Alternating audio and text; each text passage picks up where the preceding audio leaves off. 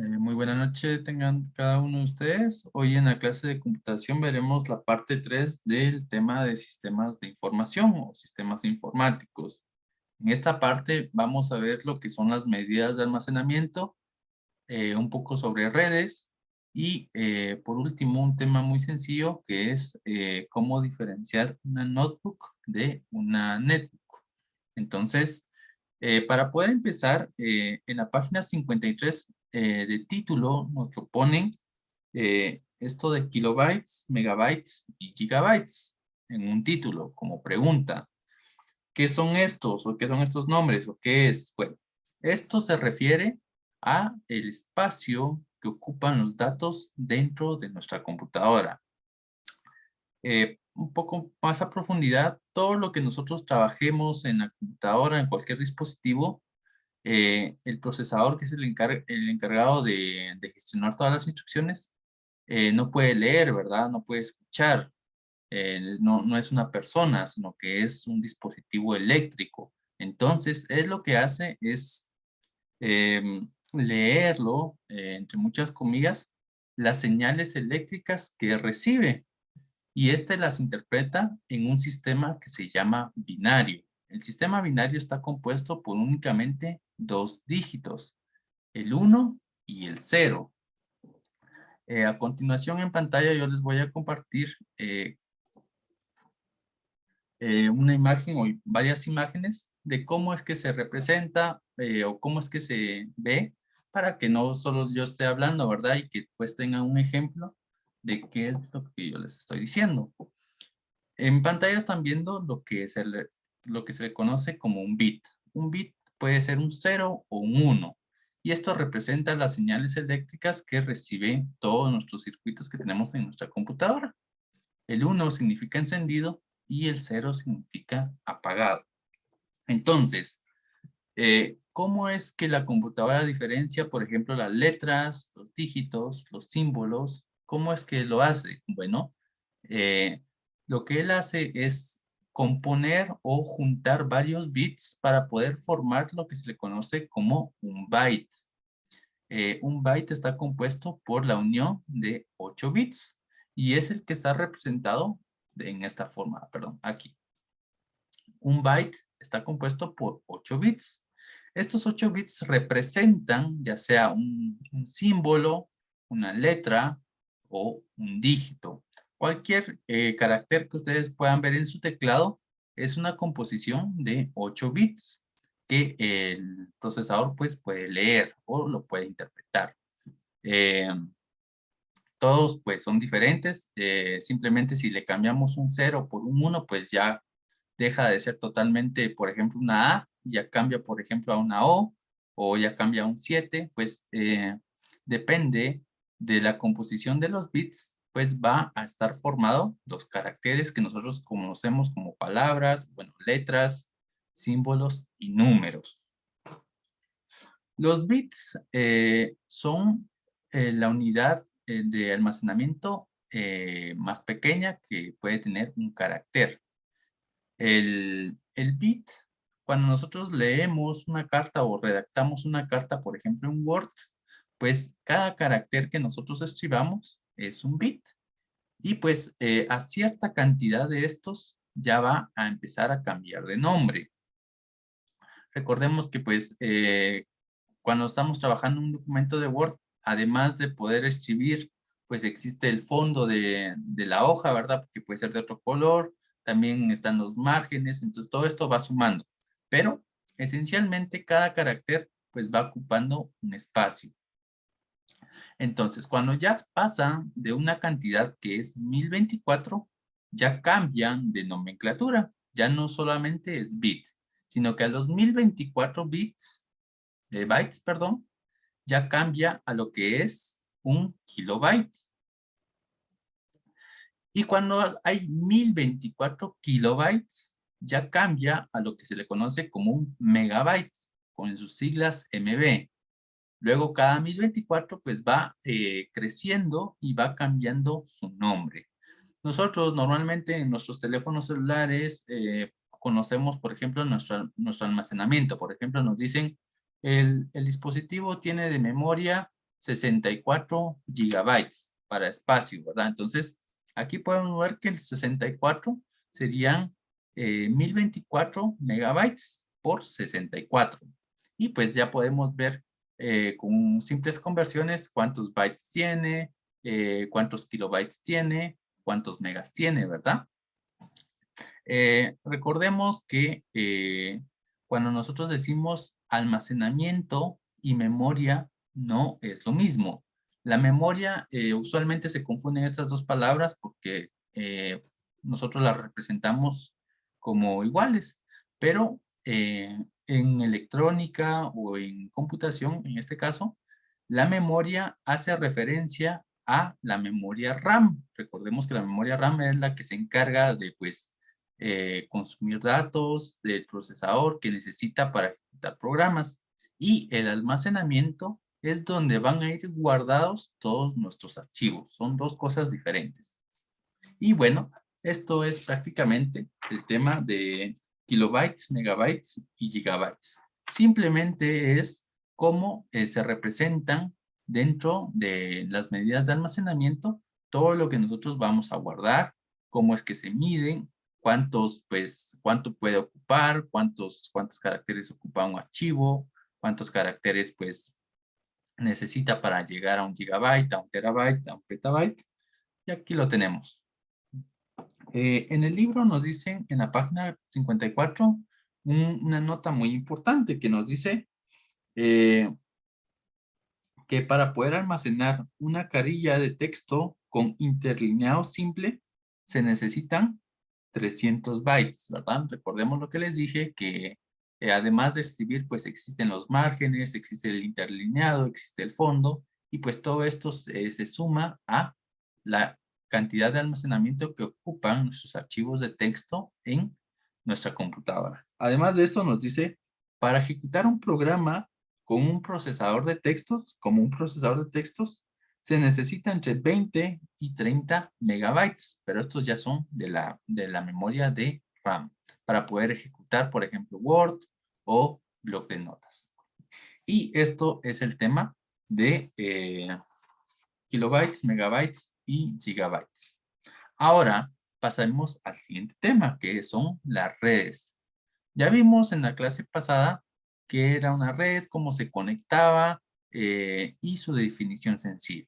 Bueno, para repasar, una red es un conjunto de dispositivos que están conectados entre sí para pues llegar a un medio, ya sea compartir archivos, ejecutar programas, gestionar música, videos o cualquier otra necesidad que necesite una red. Entre las redes tenemos una clasificación. Cuando nosotros tenemos 2, 3, 4 dispositivos conectados entre sí, es una red muy pequeña y se le conoce como LAN, Local Area Network, que es la red más pequeña que nosotros podemos tener, que es la más usual que podemos tener en nuestra casa, ¿verdad? Varios dispositivos conectados en un área muy pequeña, relativo, ¿verdad? Y eso es una LAN. Ahora, cuando hay varias LANs conectadas, pongamos de ejemplo en Quetzaltenango, ¿verdad? Varias casas, todas las casas están conectadas entre sí, ya sea la red de Claro, Tigo, cualquier otra red, ya se cambia a una Metropolitan Area Network o la llamada MAN. La MAN es simplemente varias LANs conectadas entre sí. Y bueno, cuando ya es más extenso, ¿verdad? Cuando ya tenemos varias MANs conectadas entre sí, ya cambia de nombre a la WAN, que es la área más, la clasificación de red más grande que se le puede dar. Y aquí podemos ver una representación muy sencilla, porque en medio de todo lo que están conectados, ¿verdad? Es la imagen número 3 que está en el lado derecho, varios dispositivos conectados a un mundo, ¿verdad? El mundo representa pues todas las ciudades conectadas, todos los países, todos los dispositivos conectados. Y eso es una WAN. Ahora, las redes pues necesitan o funcionan de una u otra forma. Existen dos muy comunes. La cliente-servidor o servidor-cliente y la peer-to-peer o P2P. Cuando tenemos una red cliente-servidor o servidor-cliente, que es la que tenemos al lado izquierdo, es que varios dispositivos están conectados a un dispositivo central, que es el encargado de gestionar, de proporcionarnos archivos. Por ejemplo, si tenemos en nuestra casa una computadora donde tiene mucho almacenamiento, esta la podemos poner para poder guardar todos nuestros archivos. Y pues desde otros dispositivos ir a tomar estos archivos sin la necesidad de ocuparlos en mi computadora, ¿verdad? Ya que está en otra computadora. Prácticamente es un dispositivo central que todos los demás dispositivos están conectados a él y él es el que distribuye la información entre estos dispositivos. Y existe la otra relación funcional que es la peer-to-peer, P2P, que es cuando ya no hay un dispositivo central, sino que todos los dispositivos están conectados entre sí. Esto es muy común cuando descargamos, por ejemplo, de páginas como Torrent o el conocido ya antiguo, ¿verdad? El Ares, que era para descargar música, pues utilizaba este tipo de red, ya que todas las computadoras están conectadas entre sí y todas pueden tomar datos de otra computadora. Es un poco más inseguro, ¿verdad? Porque le damos acceso a alguien más que desconocemos, que entre a nuestros archivos y los tome, o pues que nos instale un virus. Pero existen estas dos relaciones funcionales que tienen las redes. Luego en la página 58 del libro tenemos dos pequeños subtítulos que son las redes de trabajo por ámbito de aplicación, o sea, en dónde se utilizan.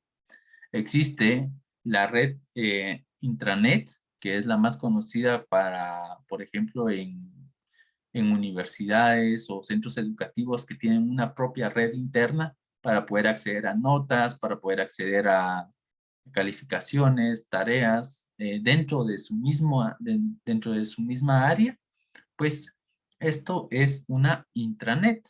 Ahora existe el internet, que ya no solamente es un punto central, sino que son varios puntos centrales alrededor del mundo que se conectan entre sí y todos podemos acceder a ellos, ¿verdad? Ya no solamente pertenece a una institución, sino que ya pertenece a todo el mundo, o todo el mundo pues puede acceder a él. Ahora, desde la página 58 a la página 62 del libro de computación, nos enseñan a cómo crear lo que yo les mencioné en esta parte, que es un servidor de archivos, o cómo poder compartir un archivo o impresora o una carpeta dentro de nuestra red local o la LAN, ¿verdad? En nuestra casa, en nuestro trabajo. Aquí es donde nos enseñan con las herramientas mismas que tiene el sistema operativo de Windows para poder compartir un archivo entre toda la red de nuestra casa o trabajo. Esto lo vamos a ver en otra clase por aparte. Pero si lo quieren empezar a hacer, pues aquí están las instrucciones y un ejemplo de cómo se realiza. En la página 63, de nuevo nos hacen una pregunta en un título. Y esta es PC, notebook, netbook o laptop. ¿Y qué es esto? Simplemente son nombres de dispositivos que nosotros podemos utilizar para nuestro trabajo. La PC, que es la más normal, la que todos conocemos. Una computadora de escritorio. Una notebook, que es muy parecida a una laptop. La netbook, que solamente sirve para un propósito general. Y la laptop, ¿verdad? Que ya es un poco parecido a una PC de escritorio, solamente que tiene la peculiaridad de que es fácil el transporte de esta. Bueno, en la página 65 tenemos una tabla de qué es lo que diferencia a una netbook de una notebook o laptop. Entre las características principales que tienen las diferencias son que la batería de la netbook sirve más o tiene más duración, ya que la netbook solamente sirve para un trabajo en general, ya sea, por ejemplo, redactar alguna carta o simplemente ver algún video o para investigación, pero no sirve para diversos propósitos, sino que ya está hecha para un propósito en específico. Por eso es que la batería pues tiende a durar más, ya que tiene solamente un trabajo. Otra característica de la netbook es que la pantalla es más pequeña de la habitual, es parecida a una tablet. Otra característica de la netbook es que su peso es liviano, es muy fácil de transportar. La única mala que tiene la netbook es, como les dije, que solamente sirve para un trabajo en general, no como una una laptop o una notebook, ¿verdad? Que sirve para cualquier propósito en general. Pero entre las desventajas es que nuestra batería pues tiende a durar menos porque la usamos para ver algún video, para poder música de fondo, para hacer un trabajo. Entonces, como tiene varios trabajos que realizar, la batería tiende a durar menos. Característica mala también es que pesa más que una netbook, pero también es por la misma pantalla, ¿verdad? Que es un poco más grande de lo habitual. Y estas son las características normales que nosotros vemos de diferencias entre una netbook a una notebook o una laptop. Y pues eso sería todo por el tema del día de hoy.